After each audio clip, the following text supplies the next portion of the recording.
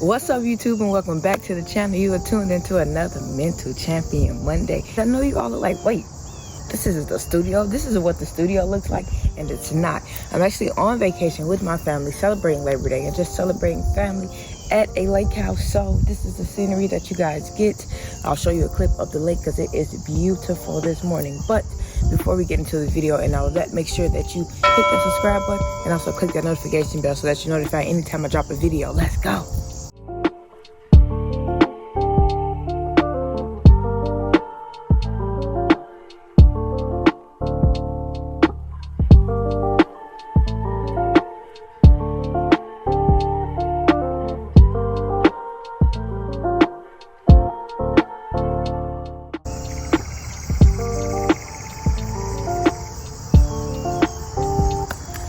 Okay, so, and we're back. And like I said, it's still Monday. It's still Mental Champion Monday, even on vacation, because consistency is key. And like I told you, I really wanted to come on here and make this a community. So in order for that to happen, I have to remain consistent. So that's why this video is still getting done. And in today's video, I'm going to give you 4 steps on how to neglect the negative. Yes, neglect the negative. That's what we're focusing on today.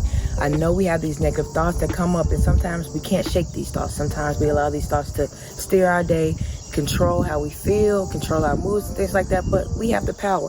We have the power to say no to the negatives, and we have the power to neglect the negative. So I hope you can take these 4 tips, apply them to your life, regain your power back, and control your negative. So the first tip is acknowledge the negative. I've said this in previous videos before. If we don't acknowledge that negative, or if we don't acknowledge that thought, then it just buries in the back of our mind. It never goes anywhere. We never put it out. It just gets buried deeper and deeper and deeper eventually until it comes back to the surface. So the first step that we have to do in neglecting these negatives is acknowledge it and realize, okay, I know that you're a negative thought.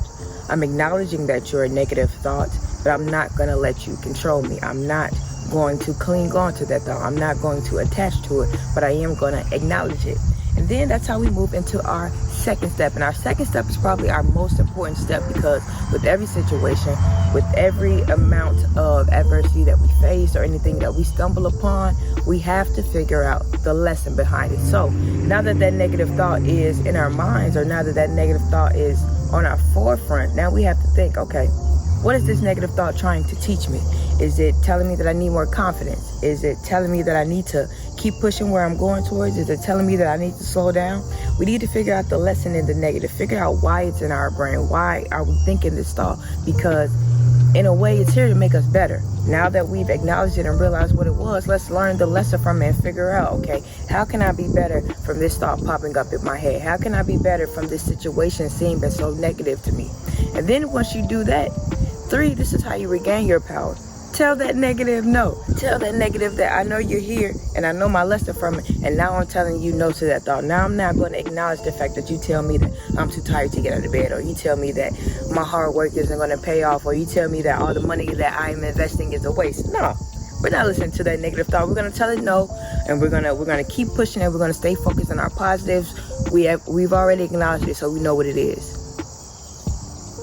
We've already learned our lesson from it, so we know how we're going to become a better person from it. We've already told it no and regained our power and realized how powerful we are in our thoughts, how powerful we are in this journey, how much control we really have over our everyday activities, over our everyday feelings, over our everyday mood. We really have that power. And by just taking these first 3 steps, you're on your way climbing up and regaining that power back. And I think that's very, very important for us not to lose our power when the negatives come up, because we focus on them so much that we forget all the work that we've done to get to this point. We forget all the positives that we focused on to get to this point.